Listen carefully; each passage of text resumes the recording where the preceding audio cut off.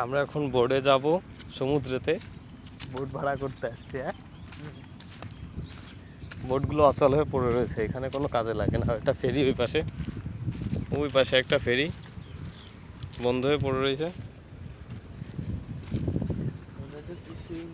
এটার কোনো কার্যকারিতা নেই, বন্ধ। সমুদ্রতে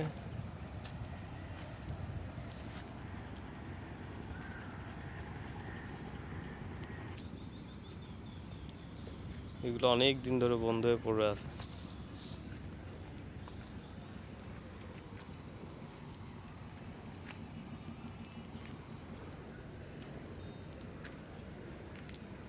এটা ইঞ্জিনের মোটর,